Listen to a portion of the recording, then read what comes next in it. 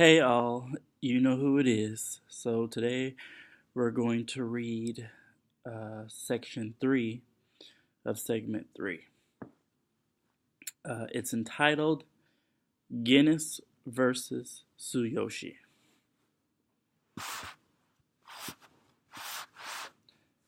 As the giant beetle charged at him again, Guinness brought an ice spear into his hand and launched it at the beetle.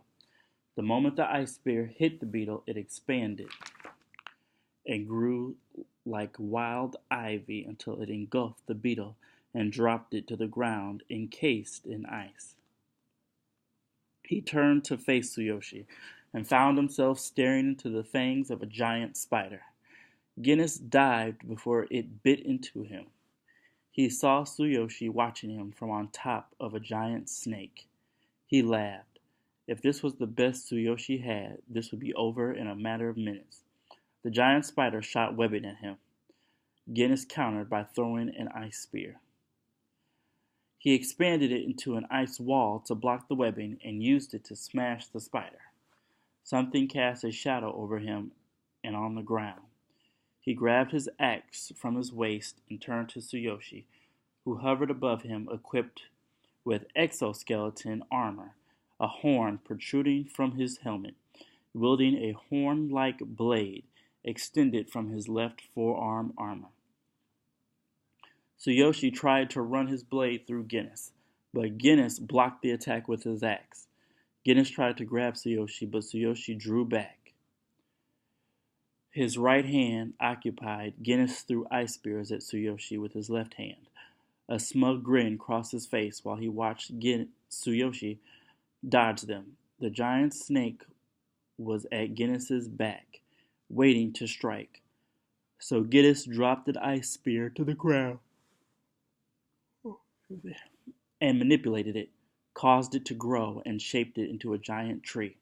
When the snake did strike, it slammed the trunk of his ice tree. Guinness stood in its branches, continuing the tree's growth and keeping Tsuyoshi preoccupied. Guinness iced his axe's handle before he launched it at Tsuyoshi. Guinness leapt to another part of his ice tree when the snake snapped at him. It withdrew after it hurt itself from a mouthful of cold, sharp ice branches. Tsuyoshi thought to dodge the axe, but Guinness stopped it in midair. Guinness had his axe start hacking into Tsuyoshi's chest. Tsuyoshi had the snake slam into the whole ice tree. The ice tree shook. Branches fell.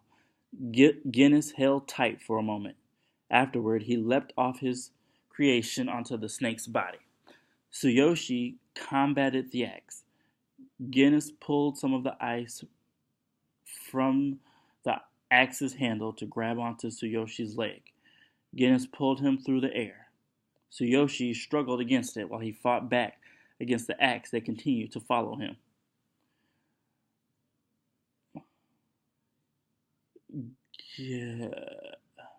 Guinness.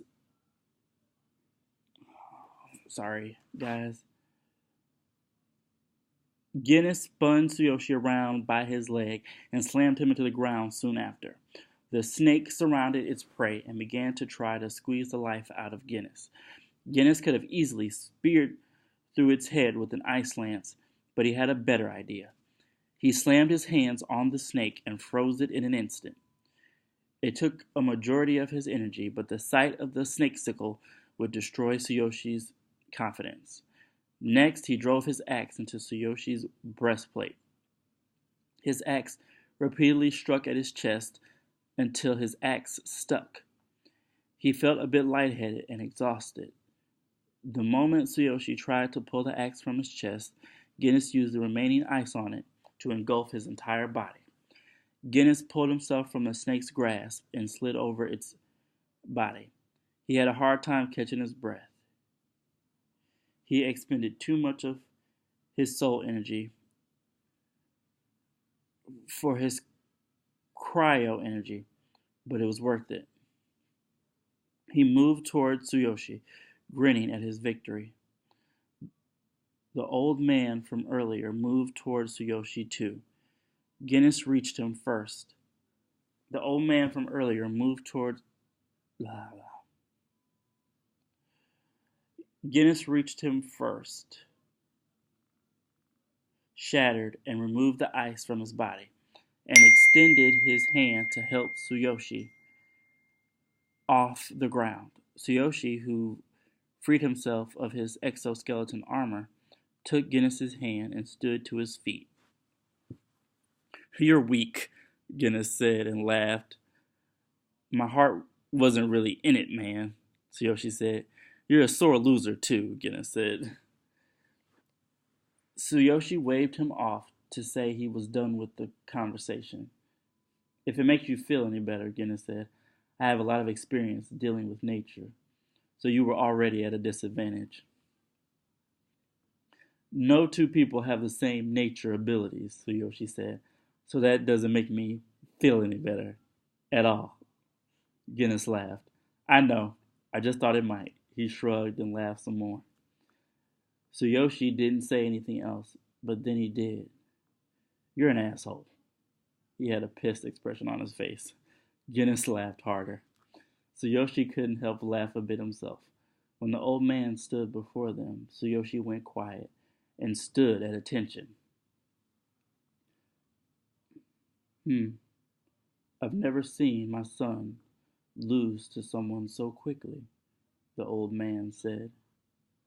"Sir," Tsuyoshi said, I don't think he had anything to do with Uncle Noboru's death." He bowed his head.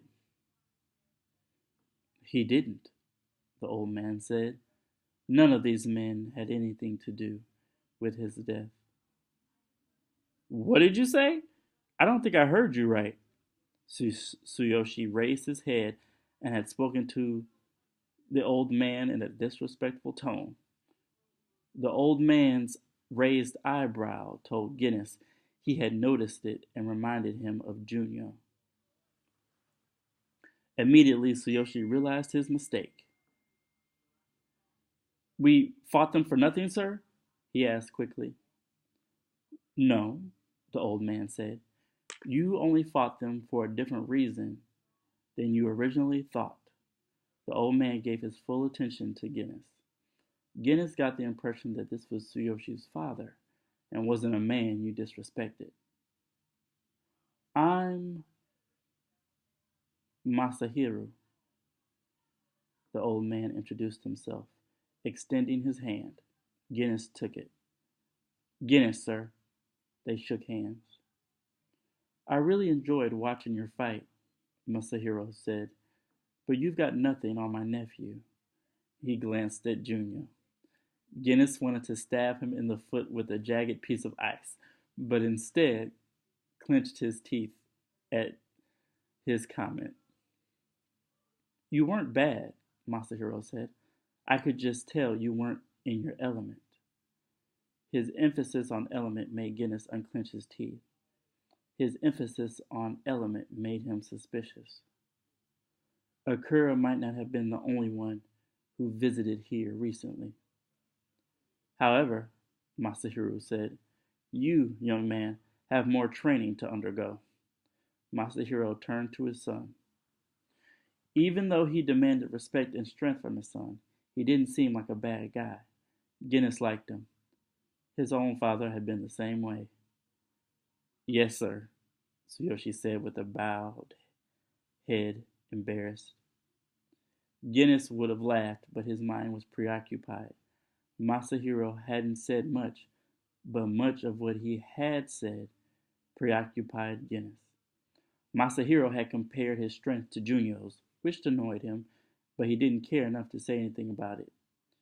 His calling Junyo his nephew caught more of his attention. Hugo had been right. They were related.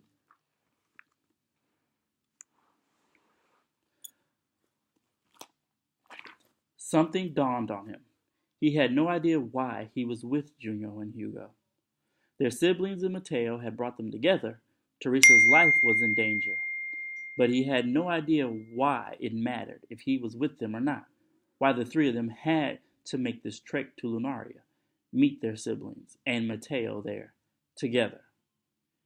He knew nothing about the situation before he arrived. He, Hugo, and Junio hadn't really talked about the reason behind the madness of their siblings and Matteo dragging them across the continent. He felt out of the loop. At the same time, he knew why he was out of the loop. He didn't care what brought them together, as long as he got a hold of Matteo and saved Teresa. If Jackson, Akura, and Matteo had a reason for all this, now Guinness wanted to know the why. The only way to find out was to ask questions. He needed to chat with Hugo and Junio. But at the moment, Masahiro was his primary target. Nice to meet you, sir, Guinness said. I mean you no disrespect, interrupting your talk with Tsuyoshi. But I've got questions, and I know you've got the answers. No disrespect taken, Masahiro said. We've got a minute or two. What questions do you have for me? If you're Junio's uncle, Guinness said, why get his cousins to fight us and him? Why lie to him? Is his old man actually dead? Or is that another lie? No, Masahiro said. My older brother Noboru is definitely dead. Guinness suddenly felt like a gigantic ass for pressing the issue. But you know, Masahiro said, I think he'd be proud of how his son turned out. He gazed out at Junio. He's strong and capable, and he seems to have found some good companions to support him. Guinness wouldn't have agreed. He was going to say so, too. That is, until he recalled the conversation he had with Junio last night. Why are you such a jackass? Guinness had asked Junio, slurring his words. I could ask you the same, Junio said, speaking as if he hadn't been drinking most of the night. I'm not a jackass, Guinness said in a harsh whisper. He leaned in close to Junio. He didn't want Tsuyoshi to hear him. Matteo killed my old man. My old lady and sister told me he didn't mean it. They just accepted what he did, even my old man. On his deathbed. That pissed me off. And every time I think about Matteo, I get pissed. That is why I'm going to find him and kill him. They shared a brief silence. Guinness pulled back from Junio's personal space. He calmed himself down, got back to his drinking mood. You walk around here like people need to stop breathing the same air as you. Junio chuckled. Guinness slammed his hand on the bar. Hot damn, ladies and gentlemen, a laugh. People shouted, whistled, and clapped. When you go around killing murderers, Junio said, rapists and psychopaths for a living, maybe you just lose touch with the world. He said this after many of the tavern's guests simmered. Not many people can understand what I do. I don't mind having my world be separate from others. I can understand that. And you never would have known if you hadn't had a drink with me. Guinness kissed his bottle. This is why I love this stuff. If those are the kind of people you kill, then good on you. Sons of bitches like those deserve to die. Wait a minute. I'm starting to think you're not a bounty hunter. Junio chuckled again. I'm not. I work for the Lunastrian government in a disposal capacity. He said this with his usual serious expression on his face. With those words, he didn't say anything else. Guinness stared at him, not pushing the issue any further. Junio had been drinking as heavily as he had. Due to his speech, Guinness knew the liquor affected him, but Junio was about control. He wasn't that drunk. This conversation had been a test of his character, and he passed it. He tipped his bottle to Junio, finished it, and nodded. Junio nodded in return. That's when Tsuyoshi returned from dancing with Nuo and Biyu. Guinness and Junior weren't so different. They were independent people who didn't give a shit about people who didn't matter. They believed in doing the right thing, no matter how extreme. He had been surprised again they had more in common. Junior was one of the few people who ever fought him to a draw. He gained more respect for him. Guinness couldn't believe he had forgotten an important lesson Matteo had unknowingly taught him. Everybody has secrets. In Junior's case, he had a part of his life he had to keep private. With that one revelation from Junior, Guinness believed he had gained at least a little of Junior's trust. Because of that, he had to see him differently. Uncle Noboru had a son, Tsuyoshi said. He remembered him. That's him, Masahiro nodded. That's Junior, Tsuyoshi said. Uncle Noboru had a daughter, too, Akura. Masahiro nodded again. Why lie to us about Noboru? Tsuyoshi asked, floored. As for the lie, Masahiro said, that involves the both of you. He addressed them both. My eldest sister and your aunt, Noriko, received a request from our niece, Akura. Masahiro gestured toward the woman that spoke with Junior to indicate Noriko. She decided this should happen. Our sister Chiyo and I agreed. That doesn't tell me why, Guinness said. He spoke more to himself than to Masahiro. I'm with him, Tsuyoshi said. That shall be explained once we gather as a group. Masahiro walked toward Noriko. Guinness watched Hugo and the others head toward her. He and Tsuyoshi followed him. He couldn't help ask himself a question. What game are you playing, Matteo? What I want to know is who killed Uncle Noboru, Tsuyoshi asked. Unfortunately, Masahiro said grimly, Junyo's mother. Oh shit. Alright guys, that was the end of section 3 and also the end of segment 3. So tomorrow we're going to start segment 4, which is entitled Traveling Grace.